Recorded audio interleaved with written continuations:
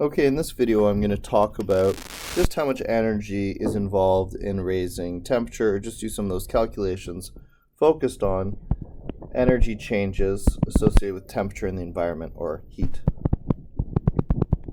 So remember, heat depends on three factors. It depends on the mass of the objects that are, the object that's being heated.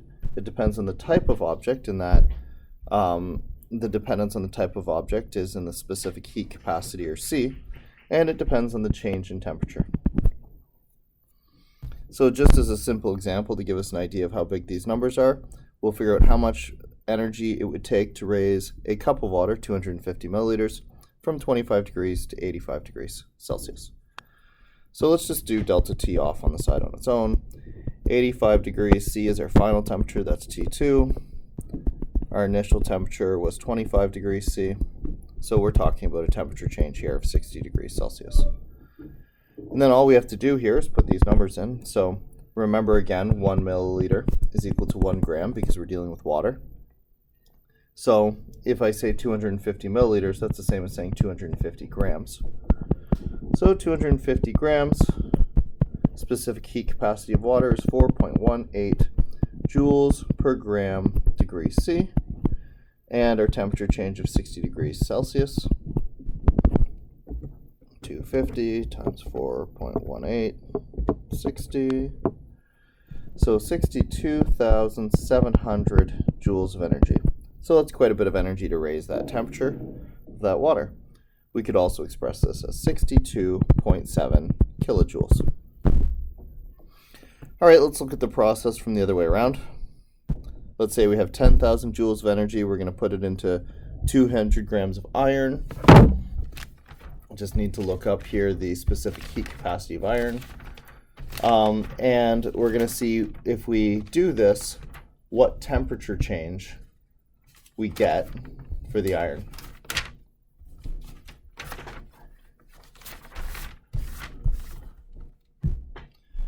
So the specific heat capacity, according to my chart here, is 0.444 joules per gram degree C. So C for iron is 0.444 joules per gram degree C. Again, I don't know that number. I just looked at it on a chart here.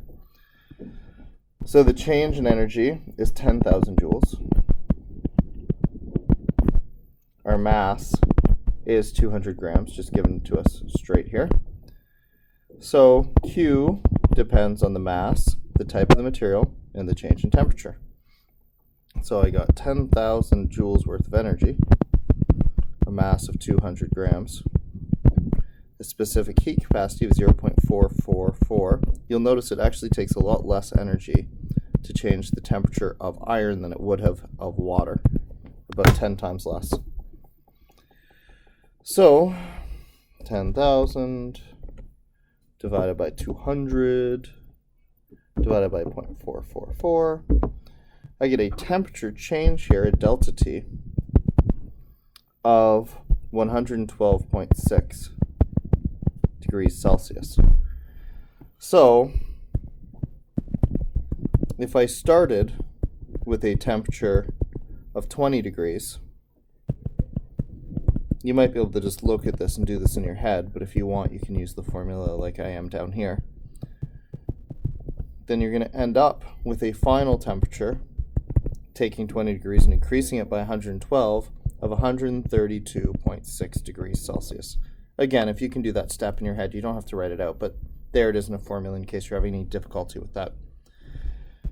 So that's how much energy is associated with the temperature change, or how to predict a temperature change based on an amount of energy.